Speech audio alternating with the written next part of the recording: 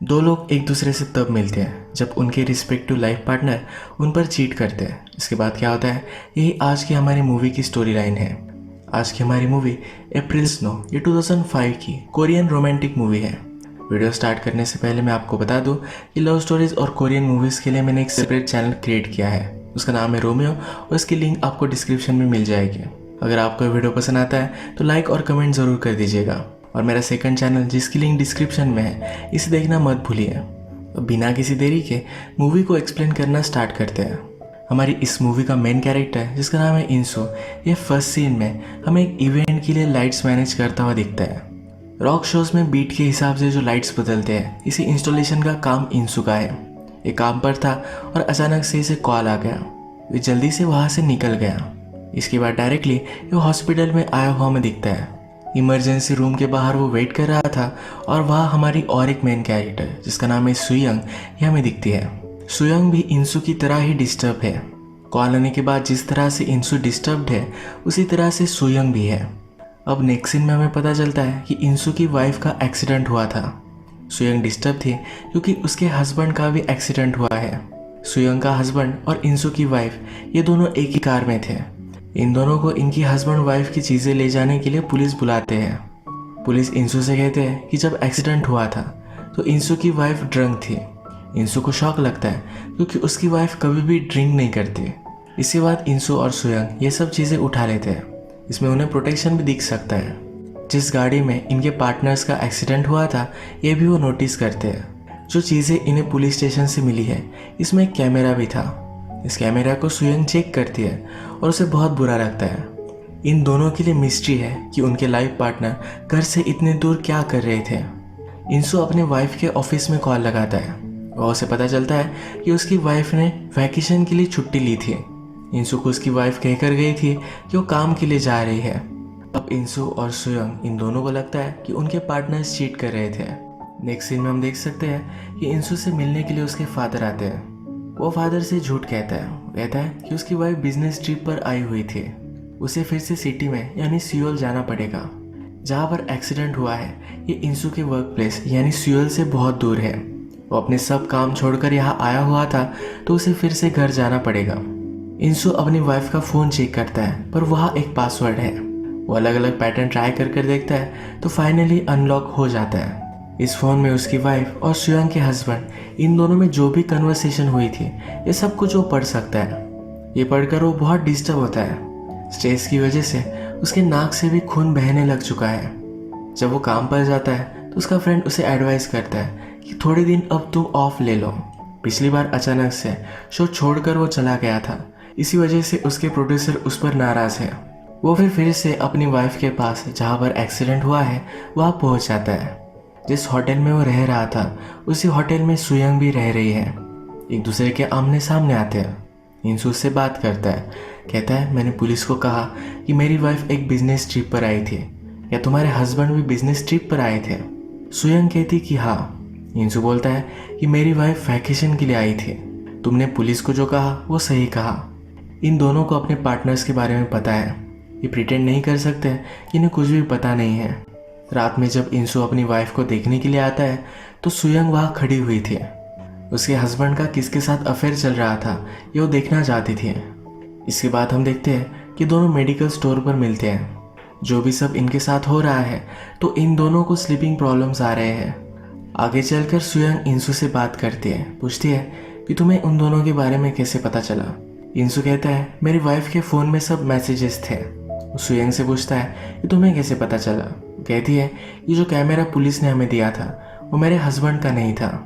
सुयंग फिर सब मैसेजेस पढ़ती है और इंसू को कैमरा देती है। कैमरे की वीडियो क्लिप में वो देख सकता है कि उसकी वाइफ सुयंग के हस्बैंड के साथ इंटीमेट हो रही थी। इसके बाद वो अपनी वाइफ को देखने के लिए हॉस्पिटल में आया। उसके वाइफ की और सुयंग के हस्बैंड की कंडीशन बहुत ही क्रिटिकल है, तो किसी से भी बात नहीं कर सकते।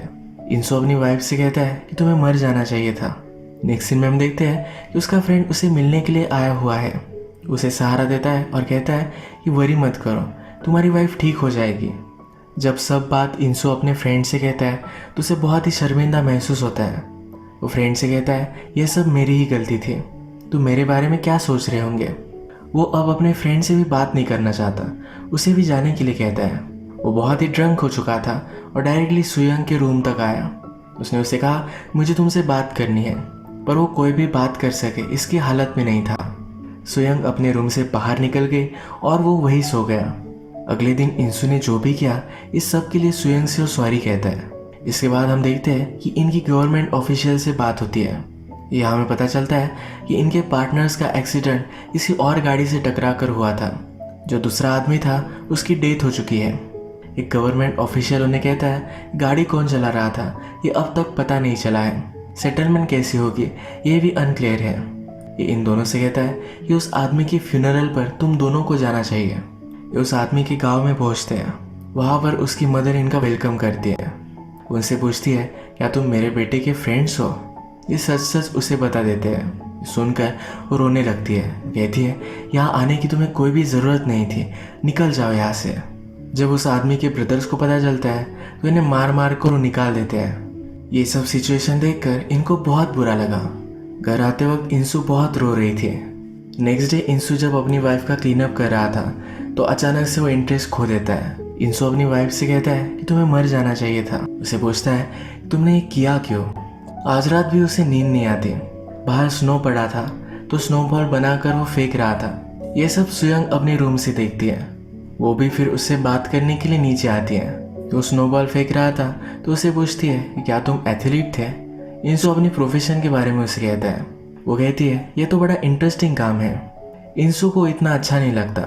वो सुयंग से पूछता है कि तुम क्या करते हो। वो कहती है कि मैं हाउस वाइफ हूँ। इंसू कहता है कि वो भी बहुत ही हार्ड वर्क है।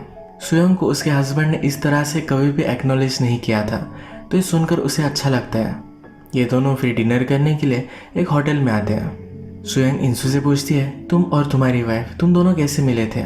इंसू कहता है कि मेरी वाइफ फोटोग्राफर थी तो कॉलेज का फ़ोटो लेने के लिए वहाँ आई हुई थी। वो जब अपनी वाइफ के कॉलेज का नाम बताता है तो सुयंग भी कहती है मेरा हस्बैंड भी उसी कॉलेज में था, शायद तब से वो एक दूसरे को जानते थे। इंसू पूछता है कि तुम और तुम्हारे हस्बैंड कैसे मिले थे। वो कहती है कि मेरा अरेंज मैरिज था, तुम्हारी वाइफ का करियर था इसलिए शायद मेरे हस्बैंड को पसंद आई होगी। वो इंसू से पूछती है जब तुम्हारी वाइफ को होश आएगा तो तुम क्या करोगे। इंसू मजाक में कहता है कि मैं उससे रिवेंज लूँगा। ये दोनों इस पर बहुत हंसते हैं। सुयंग भी मजाक मजाक में कहती है कि हम दोनों में अगर रिलेशनशिप होगी तो दोनों बौखला जाएंगे।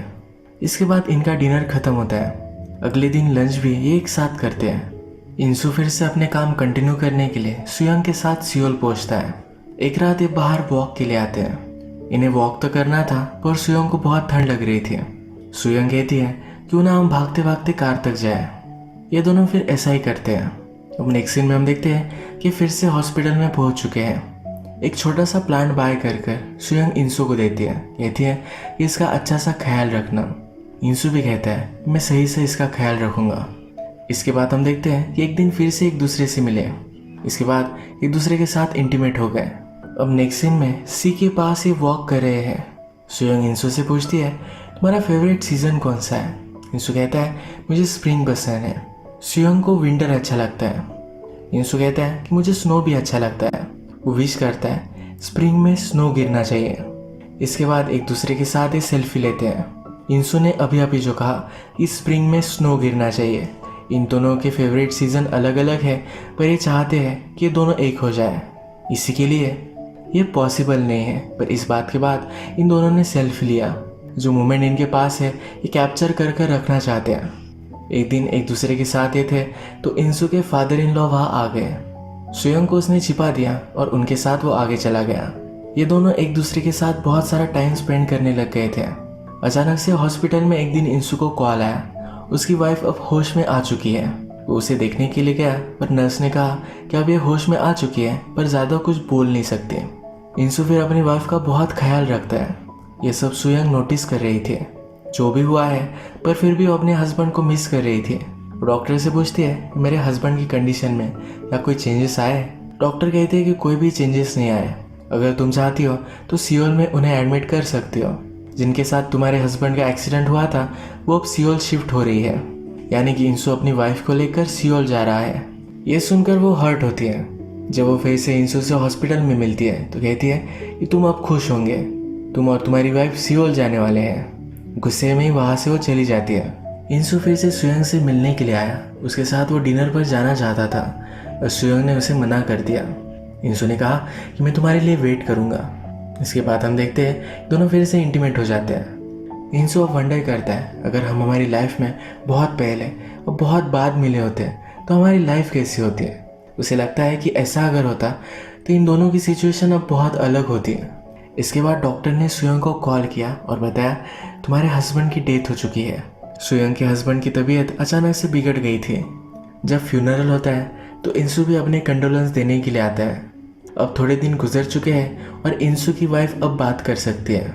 वो इंसू को थैंक यू कहती है सब चीज़ों के लिए थैंक यू। इसका मतलब है उसने इसके साथ इतना बुरा किया, फिर भी इंसू ने उसे हेल्प की, इसके लिए वो थैंकफुल है। एक बार इंसू फिर से सुयंग से मिलने के लिए आया, पर सुयंग वहाँ से चली जा चुकी थी। इसके पैरेलल में इंसू के घर के बाहर हम सुयंग को देखते हैं। उसे देख देख कर वो बहुत रो रही थी। इंसू भी बहुत रोया। नेक्स्ट सीन में हम देखते हैं कि इंसू अपनी वाइफ के साथ था। उसकी वाइफ उससे पूछती है जो भी हुआ इसके बारे में क्या तुम्हें क्वेश्चंस वगैरह कुछ भी नहीं पूछने। इंसू कहता है पहले पूछने थे, अब मुझे कोई भी फर्क नहीं पड़ता। वो अपनी वाइफ को बता देता है कि सुयंग का हस्बैंड मर चुका है। वाइफ रोने लगती है तो इंसू डोर बंद कर कर वहाँ से जा रहा है। इस सीन में इंसू ने कहा कि अब उसे कुछ भी फर्क नहीं पड़ता, अपनी वाइफ को उसने हमेशा के लिए छोड़ दिया है। नेक्स्ट सीन में हम उसका सामान भी देख सकते हैं, यानी कि न्यू होम में अब मूव इन कर चुका है। इसके बाद हम देख सकते हैं कि इंसू अपने काम में एंगेज होता है। ये जो सीज़न चल रहा है ये स्प्रिंग का है, जो उसका फेवरेट है। अचानक से वहाँ बर्फ़ गिरने लगता है, जो सुयंग का फेवरेट सीज़न है। मूवी में हमने देखा है कि इंसू को लग रहा था कि शायद स्प्रिंग और विंटर एक साथ आ जाए, और ऐसा ही हुआ है, यानी कि एक दूसरे से अब वो मिल चुके हैं। इसको जस्टिफाई हमारा नेक्स्ट सीन करता है। हमें स्नो में गाड़ी चलती हुई दिखती है और इन दोनों के आवाज़ बैकग्राउंड में आते हैं। अब एक दूसरे के साथ ये है। इसी तरीके से समवॉट ब्लैक एंड वाइट और हैप्पी एंडिंग हम देख सकते हैं। जाने से पहले फिर से एक रिमाइंडर, मैंने रोमांटिक मूवी एक्सप्लेनेशन के लिए अलग सा चैनल बनाया है जिसका नाम है रोमियो। इसकी लिंक आपको डिस्क्रिप्शन में मिल जाएगी। अगर आपको वीडियो अच्छा लगा तो प्लीज़ इस वीडियो को लाइक कर दीजिएगा। बहुत सारी मूवीज़ लेकर आते रहता हूँ, तो प्लीज़ इस चैनल को सब्सक्राइब कर दीजिए और बेल नोटिफिकेशन आइकॉन दबाने मत भूलिए।